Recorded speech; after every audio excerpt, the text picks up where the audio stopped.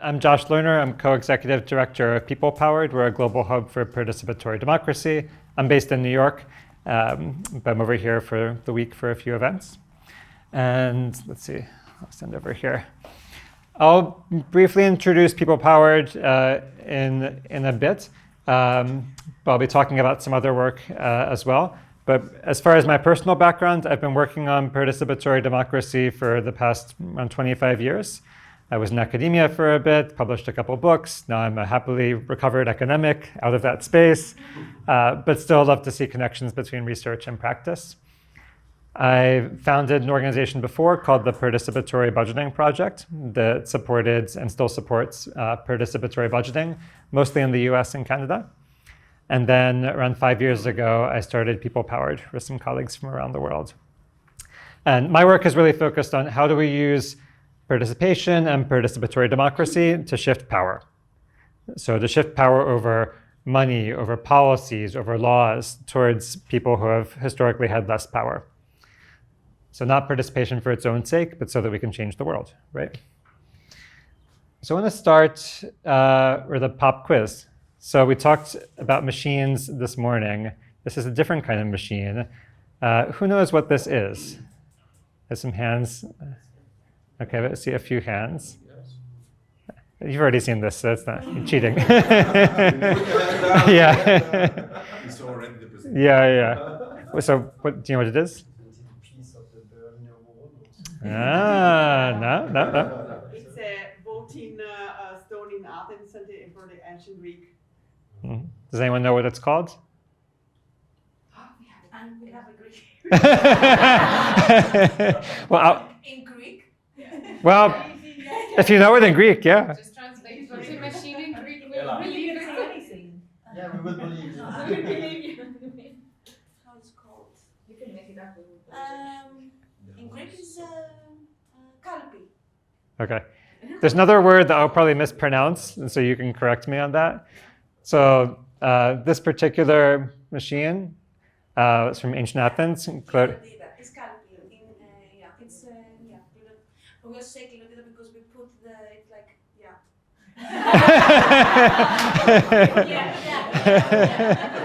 Exactly. Yeah. So how would you pronounce this? In Greek? Yeah, Κληρωτήριο. Okay. Clitorium, more or less.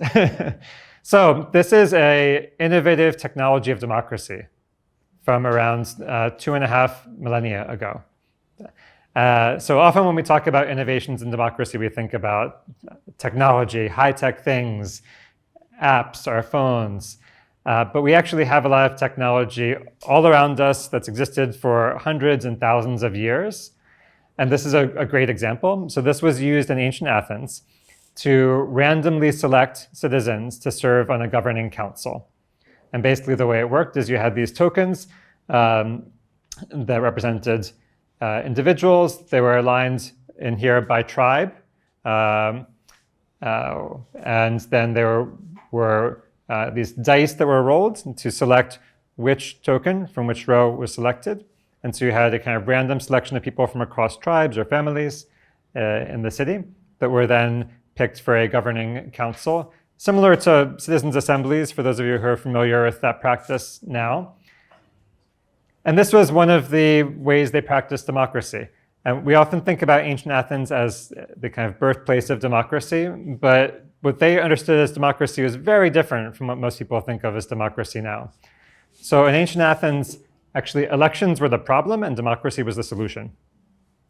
So they had elections before this, and they found that kind of charismatic, power-hungry people kept winning election. Maybe you can imagine that, I don't know. And they wanted something better. And so they decided to innovate and to try different approaches to democracy. One of them was random selection, which is now experiencing a kind of revival. They used the Clitorion for that, to randomly select people. They also had direct democracy. So in popular assemblies, people could vote directly on policies. So not voting on someone else to decide, but voting directly on a policy. And they still had representative elections. So they mixed different kinds of democracy together. And to me, this is actually a great model for what we could aim for. even though it's very old, this is more innovative than what we're practicing now in many ways. So I'll be talking about how we can reflect back on the past and how that could change how we think about innovation and democracy now. But so we'll look back from the past around 6,000 years, how people have practiced democracy. Very short history course. You can learn more on your own time. Basically, what I want to say is that there's no single innovation that's going to fix democracy. And actually, searching for one magic solution is the problem. And that's what we've been doing. That we keep thinking, we'll try this one thing and that will fix democracy. And then when it doesn't work, we say, oh, let's forget about that and try a new thing. And the most interesting work around democratic innovation now is actually methods to combine different approaches and to weave them together into functional, resilient ecosystems of democracy. So that's what I'll be reflecting on here. And really, the talk today, a lot of it is reflecting what people are saying who are working on democracy now. What are the trends? What are the biggest things that are happening? So these aren't my original ideas. This is kind of reflecting back what I've been hearing from a lot of people at different events and trying to give it some shape. So we'll talk about how we can have these many solutions for democracy, how we can connect them together, and start thinking about how you could do this in your work. Briefly, people-powered, so quick introduction. We're a global hub for participatory democracy. Our mission is to expand people's power to make government decisions. So basically, all of democracy beyond elections. We think elections can be useful, but they're inadequate in themselves, and that we need to give people more power to actually make government decisions, not just decide who will make them for us. The way that we do that is we support organizations and governments around the world that are building participatory democracy. So we function kind of like a global union for participatory democracy workers. People who are on the ground doing work on participatory democracy, maybe some of your organizations. So we connect them together, help to do more together, and address some of our biggest challenges. When I talk about participatory democracy, the work in practice is things like participatory budgeting, citizens' assemblies, legislative theater, participatory planning, participatory policymaking. There are lots of different approaches and different words that are used. Some people talk about deliberative democracy or citizen participation. We don't get caught up in the terms. It's more important what's actually happening on the ground. And we think that there are a lot of different solutions. There's a lot of different practices, and you need to have like the right practice for the right context, the right issue, the right people. So we believe in a more dynamic approach. And briefly what we do, so there's kind of two levels of our work. The top level here is the more public-facing work. And basically what we're doing is we're creating global pathways to help governments move towards a more participatory democracy, making it easier for people in government to launch and improve participatory programs, partly because it's hard now. And even though there's so many different events and guides and manuals, if you're working in government, it's often really hard to figure out who do I talk with, what approach do I use, what material do I use. So we were created by people who have been doing this work for many decades to make that process smoother and easier, so that people can move from communications, like learning about what different practices are, having the resources they need, data, technology, tools, having direct support. So we have a global mentorship program that matches you with an expert mentor, global accelerator programs. So filling in gaps where there's gaps and making it easier for people to launch these programs. And the bottom part is how we do that. So we're a membership-driven organization. Our members are the local and national organizations, civil servants, practitioners who are working on participatory democracy, like Malika, and hopefully like some of you afterwards. So I invite those of you who do this work to join as well. Our members decide what we do. So every year, our members vote for our top priorities. They allocate part of our budget to collective projects that we then do together. So it's our members who are the ones providing that support, doing the mentorship, the training, building these resources. We function like a secretariat model where we are a vehicle for them to do work together at scale. And a lot of that is done with partners like funding agencies, donors, international organizations. So that's briefly people-powered. I'm glad to talk more afterwards as well. and encourage you to join if you want to be part of the community. But today I want to talk more about some bigger ideas, and this builds on a white paper that I published last year called From Waves to Ecosystems, the Next Stage of Democratic Innovation, commissioned by the Stavros Niarchos Foundation. And so you can read that if you want some more detail. And again, the white paper was really, it's an effort to reflect back what people are saying in the democratic innovation space, and hopefully lead us in like a more useful direction.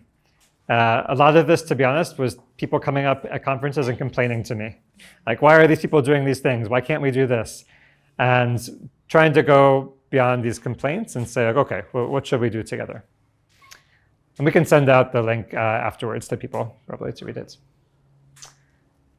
So the starting point for me is that the way we've talked about democracy is using this concept of waves, where you have a particular approach of democracy, and going back as far as 4000 BC. So in ancient Mesopotamia, there was ancient representative democracy, kind of citizen councils, assemblies at the local level, where people were governing their towns and their cities. 400 to 600 BC, ancient deliberative and direct democracy in ancient Athens using the clariterion, the machine that we saw. What we think of now as democracy, or as mainstream democracy, is a pretty recent and marginal part of the history of democracy. So elections only became popular a few hundred years ago, after the American and French revolutions. And even then, it was very slow for a while. It didn't really take off until the past century or so. So modern electoral democracy. It's the biggest wave because it's still what most people think of as democracy, but it's just one part of that picture. We saw in the, starting in the 1900s, modern direct democracy came back, in Switzerland, town hall meetings in place in the US, so people directly voting on policies. And then in the 1960s, there was this broader participatory turn in society and social movements, including for democracy, of kind of grassroots participation. And in the past couple of decades, we've seen this deliberative wave of citizens' assemblies and sortition or randomly selected groups of people coming together to deliberate. So waves are exciting. They're fun to be on top of. If you're surfing a wave, it can feel really invigorating and you have lots of energy. But there's also some problems with waves. So waves lead to kind of groupthink. So if you're on top of a wave, that's what you see. And you have kind of blinders on, where you're just in this one space. You think this is the one solution, this is the one thing to do, and it prevents you from seeing other things. Waves also are competitive. Like, waves don't play together very well. If two waves crash into each other, they both dissipate and dissolve. And then waves also aren't sustainable. Like, eventually waves come crashing down. And what we see with a lot of these, they build themselves up so high that they become unsustainable. The expectations kind of outweigh their ability to support them. And there's these promises that citizens' assemblies will fix democracy and they will solve everything.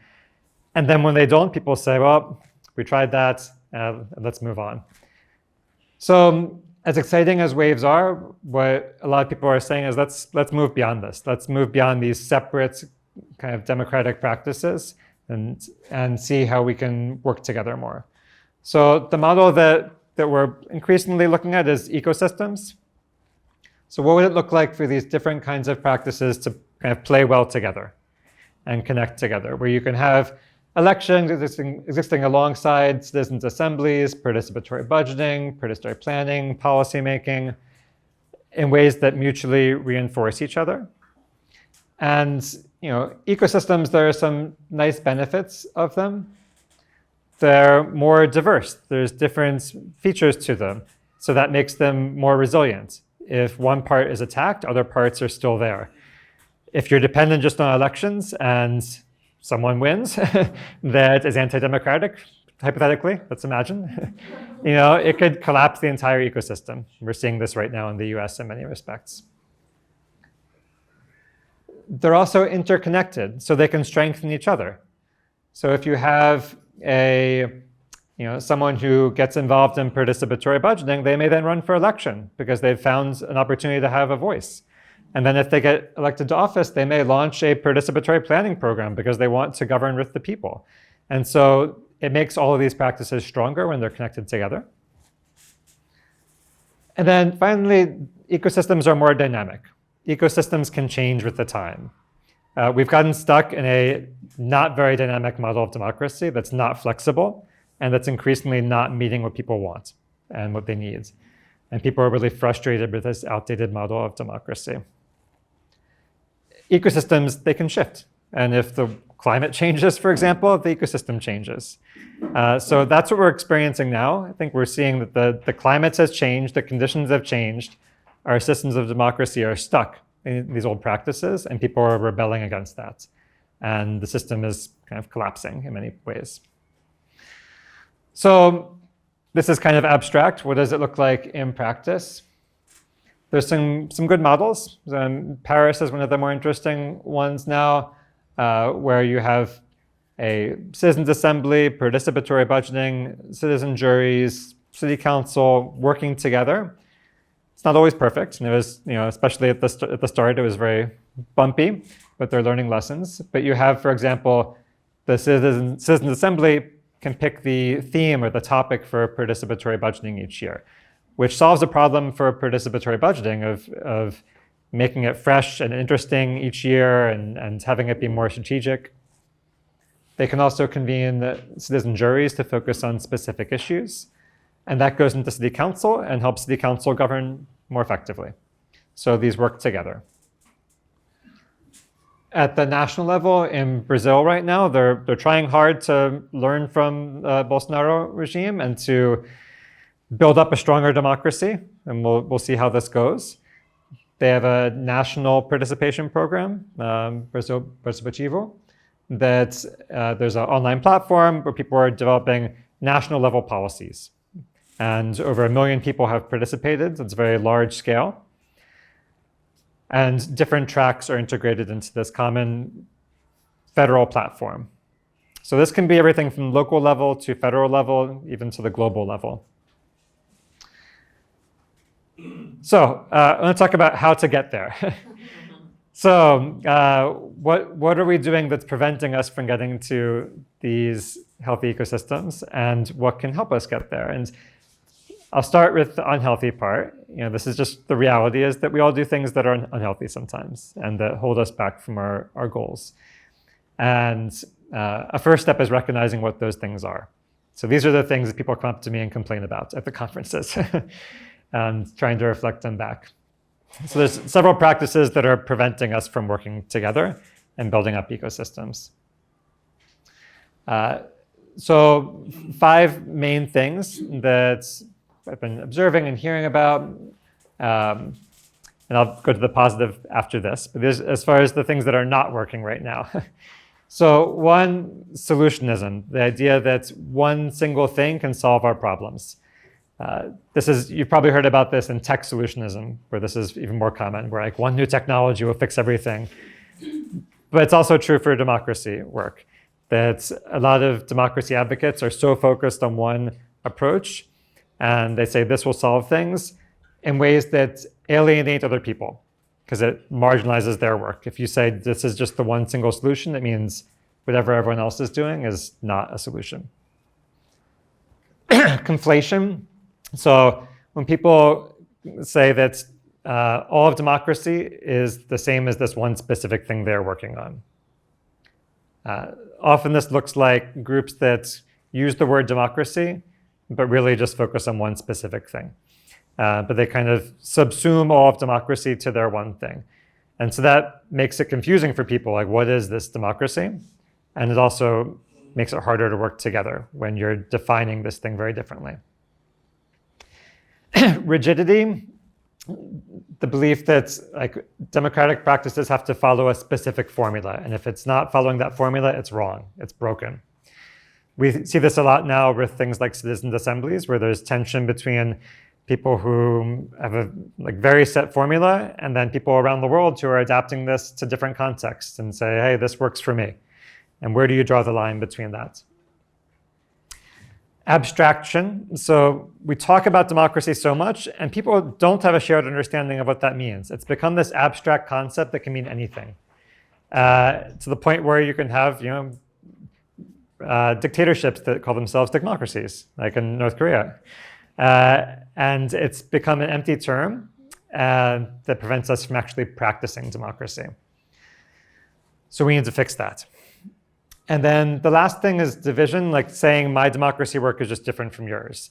That if I'm working on electoral reform and you're working on community participation, we don't have anything to talk about. We're just doing different things.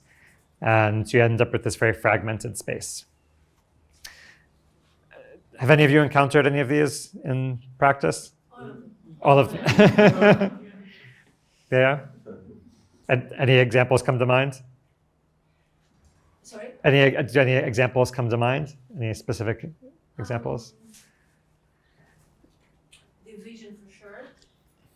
Like, especially after the 2011 Square movements, when we're talking about direct democracy and do a lot of activism and ways to work in the neighborhoods or in there was like this division in terms of this is indirect, this is not direct, this is the old system, this is the new system, and everyone is like in the little tribe of its own and always criticize each other. What is the proper, which is the best, the proper, right? And at the end, the neighborhoods, the assembly stopped, and now we don't have any assemblies. Like very few still are alive. So this division, it happens also in everything that we do, the division, because we stick on our own little box, and we don't accept the others as alliance. Exactly. Or as ways to cooperate. Exactly. Any other quick examples? I have in mind the example in France of, after the Yellow Jackets movement, if you heard about this, the solution proposed by President Macron to have this big national debate everywhere in France, like this will be the solution. You need to talk, we make you talk together, and the results of it, the outcomes of it, 3 or 4 years later, we're still expecting them. The kind of direct solution brought to one citizen protest that was the Yellow Jackets. Exactly. Okay. Do you have one more example? It made me kind of reflect on Belgium because, for example, a few years ago, Belgium stayed for a year and a half without a formulated government, and it was precisely because of conflation and rigidity of this is how we do things and this is how things must be done, despite all the damage that happens because of staying for a year and a half, really 18 months without having a government because we're still deliberating and discussing and dividing. So sometimes actually democracy is not the only mean to achieve democracy. Sometimes some firm decision making, somebody has to have the power to make a decision that will benefit people because the economic and social and political consequences afterwards do not stay the same. And in fact, after a year and a half talking with the same people that voted a year and a half ago that resulted into this, their opinions and tendencies have actually changed. Because what they were hoping for was some progress that happens right now. And when the country stays for so long without a government, which means that everything is under embargo and on hold, it becomes very difficult to progress on any aspect. Yep. Yeah, so these are all things that are going to happen. We can't avoid them. Like I have done all of these, I'm sure. And that's okay. So like the first step is just to acknowledge these things exist. We do them sometimes.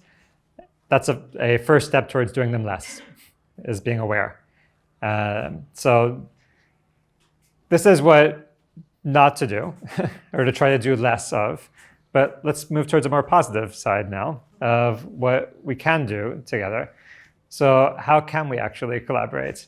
How can we actually work together? And people are doing really exciting work now, actually. Like this is what's most inspiring to me in this space, of finding ways to do more together. So again, 5, because I like numbers 5.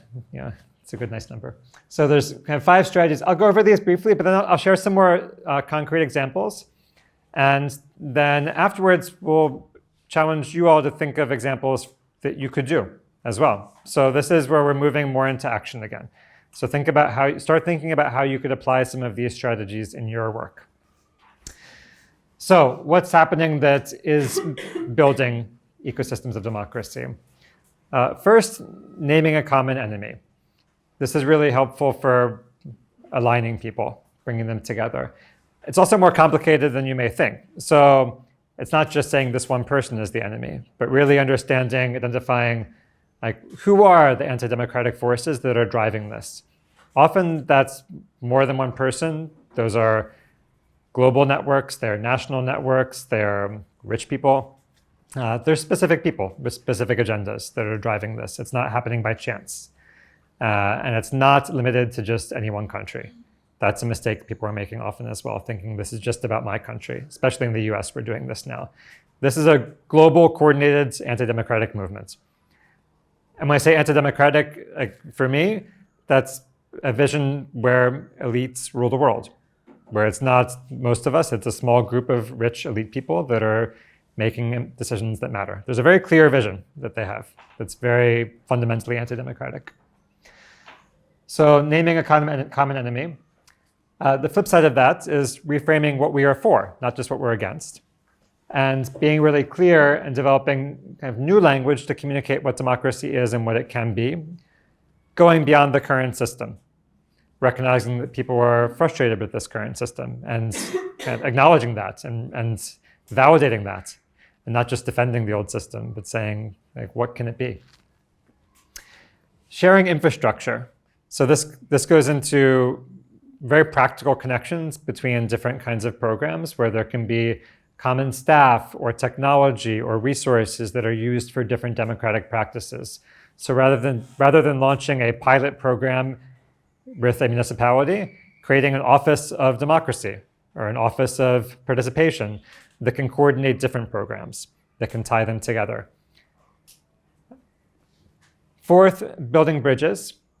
So experimenting with new ways to connect or combine different kinds of practices, like we saw in Paris, where you have the Citizens Assembly that chooses the theme for participatory budgeting. What does that look like in practice, where they're directly linking together? And then also linking with things that go beyond democracy, with social movements, with kind of issue-based organizations or campaigns. And then the last one, investing in training.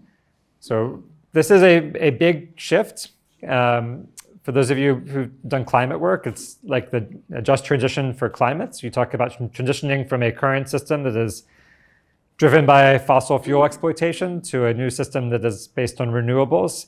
I think it's similar for democracy, where we're transitioning from an old system to another one.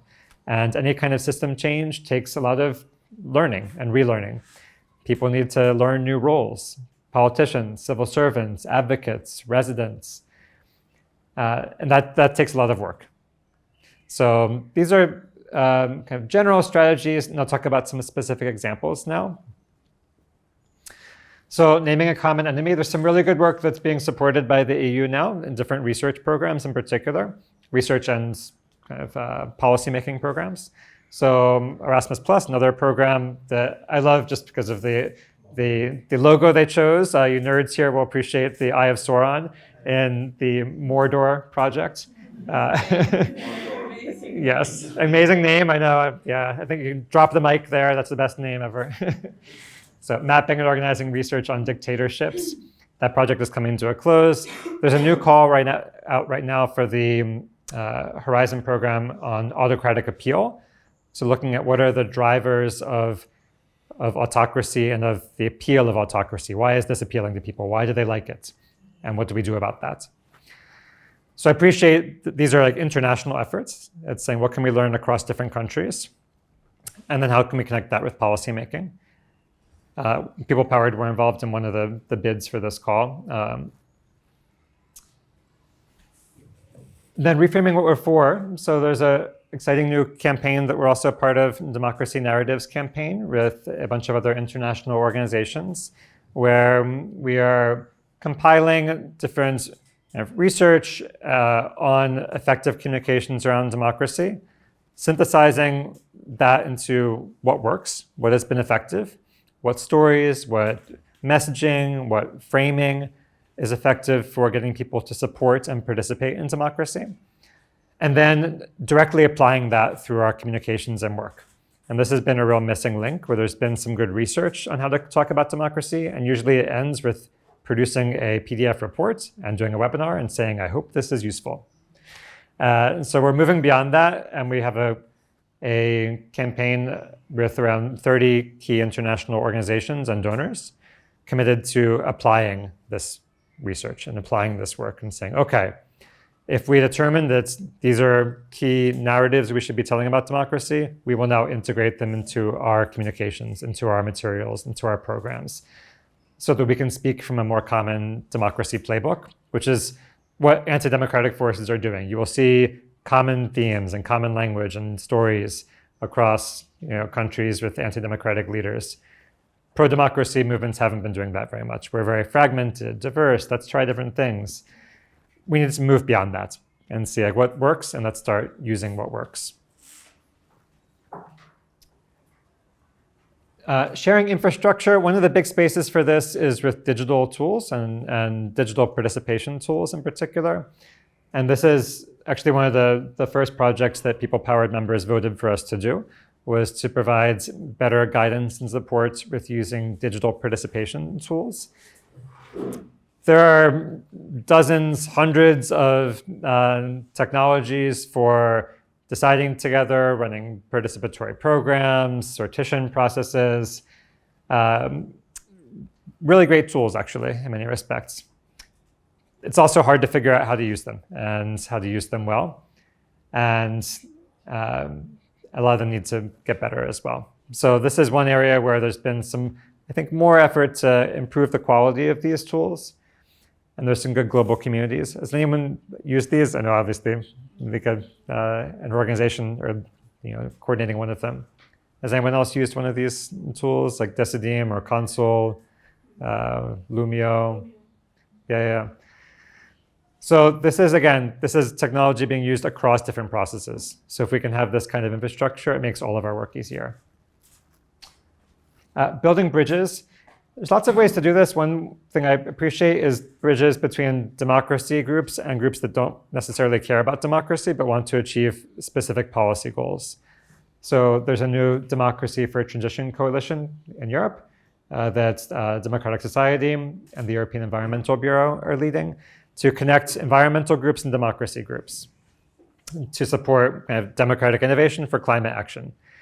So the environmental groups, they want to achieve environmental policy change, and one way to do that is through good democratic process. Democracy groups want to bring good democratic process into politics, so it's a win-win. And I think this is one of the biggest spaces or opportunities for change, is reaching out beyond our bubble of people who care about democracy to people who don't care about democracy necessarily, but they just want to see change in their issue, and they often struggle to make that change.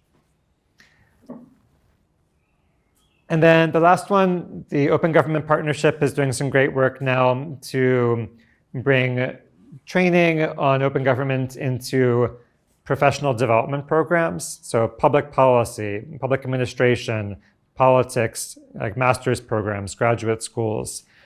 So going beyond doing a training workshop, which is nice and fun and reaches 20, 25 people, to changing the curriculum of professional programs so that each year people who are graduating from these programs learn different skills.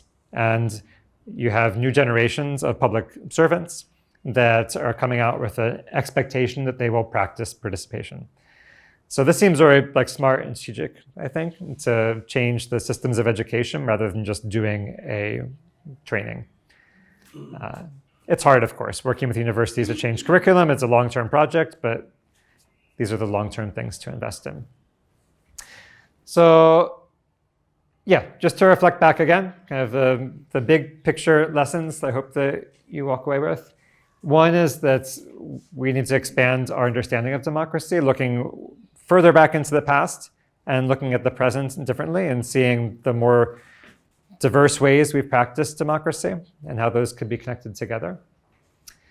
We need to shift from surfing competing waves of democracy to building balanced democratic ecosystems.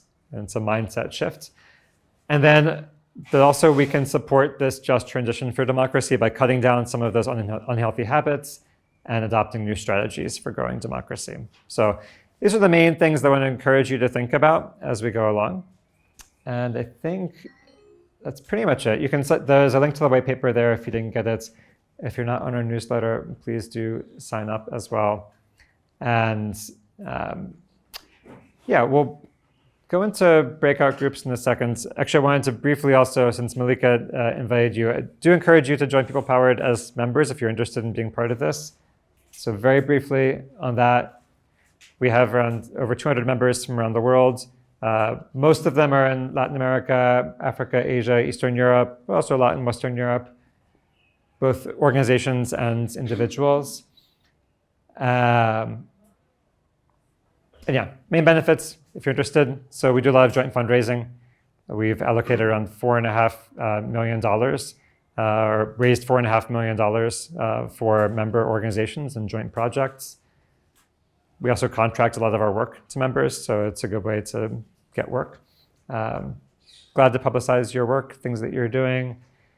And yeah, we practice participatory democracy in People Powered as well. So members vote on what we do together as a community. So if you're interested in joining, please do. And you can follow up with me for more information. I'll send the link out as well. But yeah, I think that's it.